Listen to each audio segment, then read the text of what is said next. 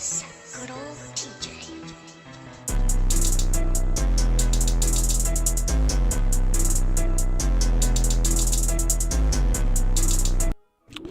Konnichiwa, Neil Squad, your boy INCOG, back with another video. And today, guys, we are doing another fake video. This video, it is called Lesson in Magecraft True Magic. I think this is by OTAKUDAIKUN, I believe it is. I had downloaded these videos like a few days ago. I have like 9 in total now to actually record for you guys and try to like get these out throughout the week.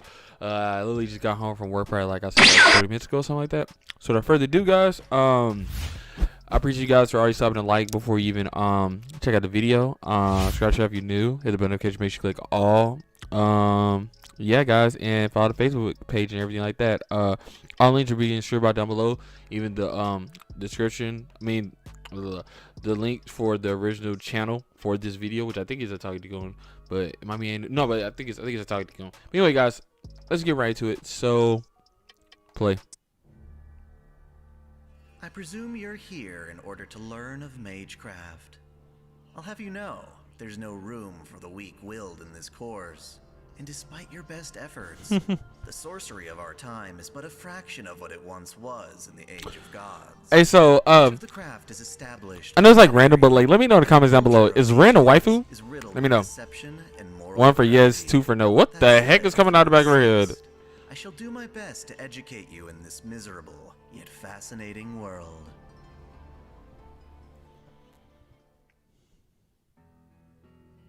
In our first and previous lesson in Magecraft, I divulged the secrets of the swirl of the root, as well as its role in the ambitions of mages.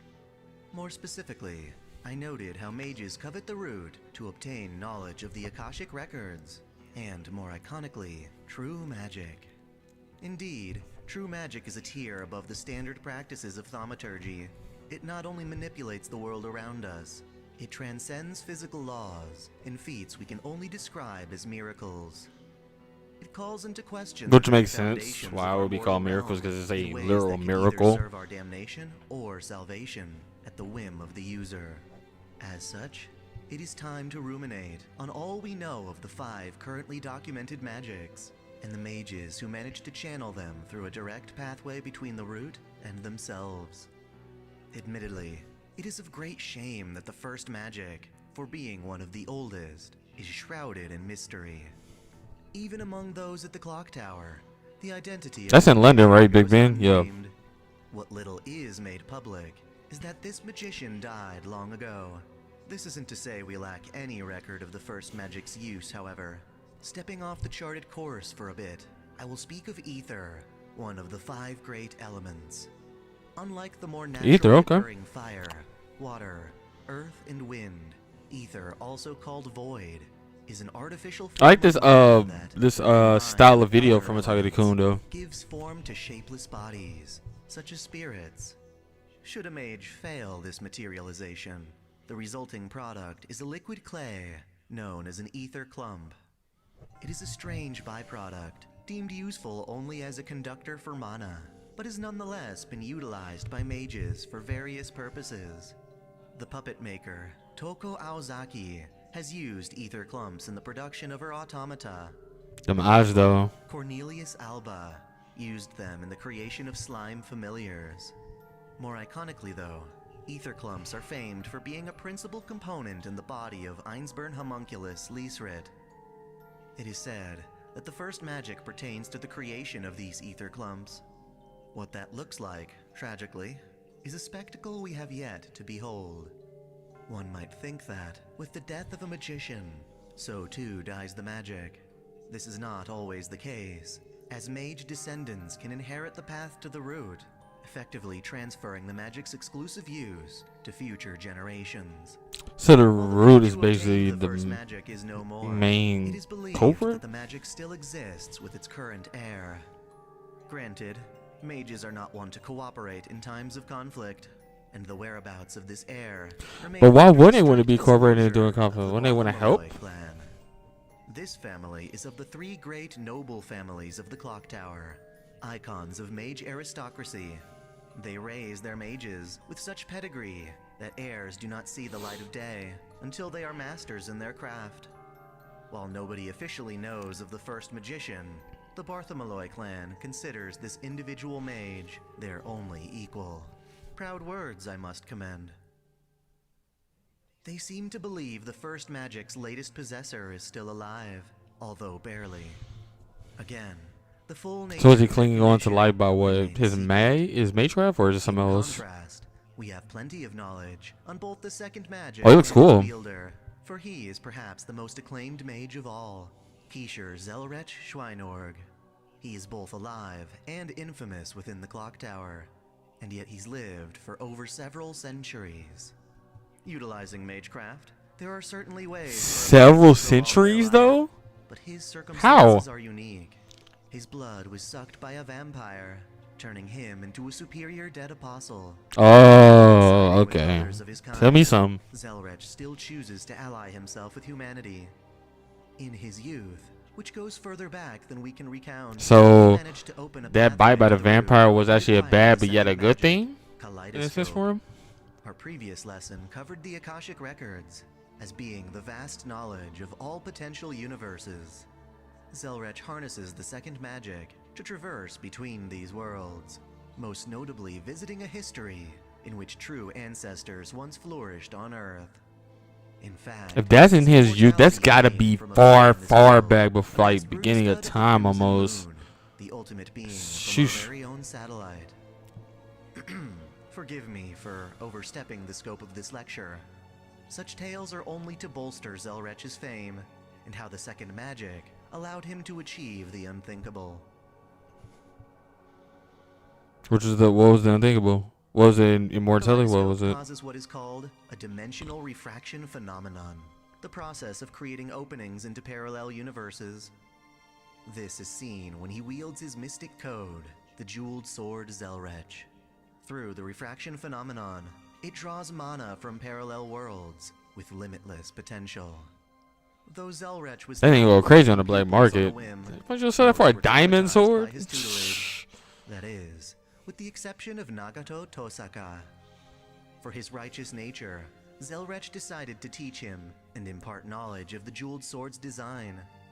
Zelrech thought nothing would come of this, underestimating the Tosaka lineage, until 6 generations later, the family's successor, Rin Tosaka, manages to recreate the sword. Oh, okay. He has some help. In another of many parallel worlds, Zelrech remains at the clock tower, using his research to craft 2 other mystic codes. So Rim was able to make it. Well, Kaleido what help? Sticks, Magical Ruby, and Sapphire. Much like the jeweled sword, these sticks draw infinite quantities of mana, with the obscure restriction that they be used exclusively by girls. It is worth noting that, in this world, Lord El Malloy II, formerly known as Waver Velvet, serves under Zelrech. Moving on, we have the third magic, which is ironically the most well-known, despite having been lost for over 1,000 years. Originally living prior to the death of Christ, Why does these have like more ancestor power of the levels than the Einstein other family of magics? mages managed to obtain the third magic. What's the Unfortunately, third one? this mage mysteriously disappeared, and the magic was deemed lost. Oh, that's Since trash. that time, the Einsburns created a homunculus factory, desperately trying to produce a specimen with similar qualities to the absent magician. Eventually, over 8 centuries, their efforts resulted in the homunculus, Justiz Liedrich von Einsburn. The family That is placed a all their hopes name. onto her, Say that 10 times believing fast. she could possibly reproduce the lost magic. Due to a lack of efficiency, however, Okay, now Homunculus seen really failure. give like Humans of the Einsburns either create left that or magic killed though? Is that even themselves, possible? leaving only their They just said it was a homunculi failure, to so I continue mean. onward, which they did.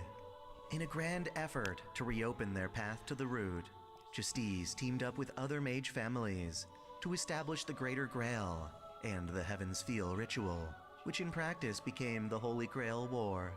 That said, just what is this magic? Heaven's Feel is described as a magic that allows for the materialization of the soul.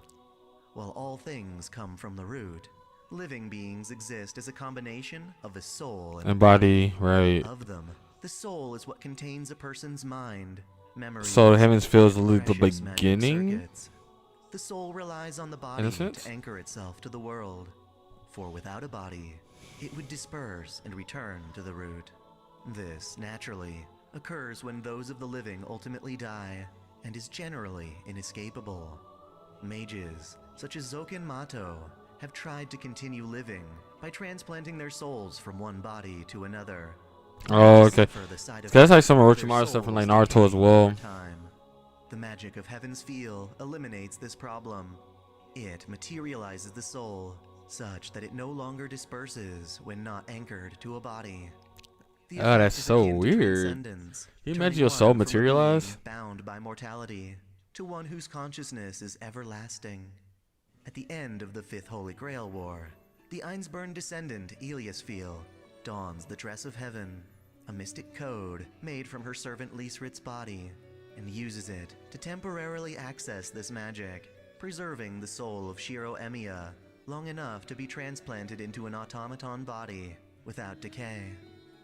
In a separate instance, the heroic spirit turned mortal mage, Amakusa Shiro Tokisara, yearned to invoke Heaven's Feel onto the entire planet, effectively preserving humanity at the cost of its consent and free will. With all this attention, it is often difficult to recall that there is, presumably, a fourth true magic, at least as believed by mages of the modern era. It's embarrassing, really. Without any objective hint of evidence, modern mages insist that an unnamed magus managed to open a pathway to— Sorry guys, I'm not really talking a lot. I'm just trying to like really listen to this. Never being discovered or documented. The nature of this mage and their magic continue to remain pure speculation. While the fourth magic is unobserved, the fifth magic is easily misunderstood. Oh, that looks so bad. What? Look at that. Are you serious? What? After her grandfather opened a path to the root years prior. Though her sister, Toko Aozaki, So I'm kind of getting, if I might be wrong, but like, if you don't have the roots, you can't get to that certain magical like level. At the age of 17, only 2 years into her late training, Aoko was attacked by her sister. Enraged at being raised and abandoned at the last moment, denied access You hate to to the see it. root. Aoko, Sister on sister crime, you hate to only see one it. able to use the fifth magic, did so for the first time in an attempt to save the life of Sojiro It's right there for me. who had been killed in their fight. Oh, At first glance, the fifth magic appears to allow for time travel, but that is something the second magic can already accomplish. Even so, I wonder can all these Aoko magics sensed the work together in a way power or of the no? fifth magic granted to her, and intuitively used it in something akin to time travel. Since Sojiro is already dead, He's like the and she fifth, could not revive but the second him, could do she that instead already, so it's cheated like, the law of conservation of matter. She took the 5 minutes of Sojiro's death and placed them 10 years into the future, then claimed 10 years of his time for herself. With this What? time, Aoko She took channeled 10 the years off knowledge of and his ability life she to give to amassed over her those 10 from the years, past with the making her future. present self Yo, that's far crazy. stronger and more adept. This phenomenon caused her to redshift, lighting up her hair in a bright crimson. Continually using localized I don't know what it is, travel, but red hair Aoko females, proceeded man, to they, dodge all oh of her man. sister's attacks and counter with the strength of multiple of her own iterations. She would shift strikes of hers to different times, preventing Toko from reacting to them. Though Aoko defeated Toko, it came at a tremendous cost. The energy from sending Sojiro's death into the future would also place the burden of that time travel into the future, causing a heat death for the universe. Aoko continues to shoulder the responsibility for this mishap. Aoko? hoping I think to that's what one you day said. resolve She looks the freaking conservational anomaly. cool. To Like, clarify, her the fifth design, I magic, love it. From an observable perspective, seems to be capable of It's that exchanging red hair though, time, man. rather than simply traversing it. It should go without saying that truly understanding this phenomenon is a study in itself. Having seen only the effects and not the source, the fifth magic's true nature is unidentified and subject for further research. In summation, there exist 5 true magics, obtained by mages opening a path to the root. So it's 5 in total. All 5 true gates magic. of Okay. Akasha. So long as they remain open, the magics do not die with their mages. That's what I was saying. Like, if it still like has it All that is open, yet to you can happen, still use mages it. cling to So the it don't hopes even of matter discovering if the mage dies or this whatever. magic. if it's still Of open the and current available, you can 5, still use it. only Okay. 3 of them have been witnessed and We'll go. documented. The second magic, Kaleidoscope, allows for the operation of parallel worlds. Kaleidoscope will The come. third, Heaven's Feel, allows for Heaven's the Feel- materialization of the soul. Yeah, materials. And the fifth, That's from the Magic Blue, movie. appears to allow for temporal Magic Blue, exchange, Kaleidoscope. though its Heaven's true Feel. nature and I forgot what was the potential other has one you yet said. to fully emerge. These magics defy the laws of our world, and will presumably survive until the unlikely day such miracles can be recreated by normal means. At best, mankind has managed to perform feats that rival the true magics. Kojiro Sasaki, the famed samurai warrior, realizes something akin to Kaleidoscope with his Tsubame Gaeshi. Medea's Magecraft, back during the Age of Gods, was powerful enough to compare as well. Kiritsugu Emiya's ability, Time Alter Double Excel, also pushes the bounds of our reality. These remain just shy of full miracles. So anything that's basically right on the cusp of being a miracle, that's be the true magics. Today's lesson. Huh. In the future, I hope to enlighten you to the concept of origins and the elements. These will prove useful before tackling specific spells and techniques.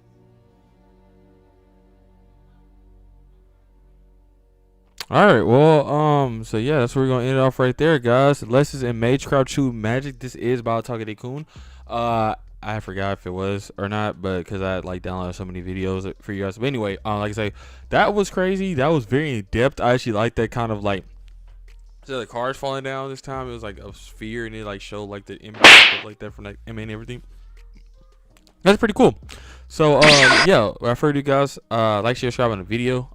Hit the bell notification, make sure you click all, so now every time we make a future upload. We're almost on that path to 1,000 subscribers, which is freaking nuts to even say that I am close to 1,000 subscribers. Thanks to you guys though. Like I say, like you guys coming back, always enjoying the content, leaving likes and stuff like that, sharing the videos and everything like that. So I'm really thankful for that. All right, guys, be one. I'm out. Peace.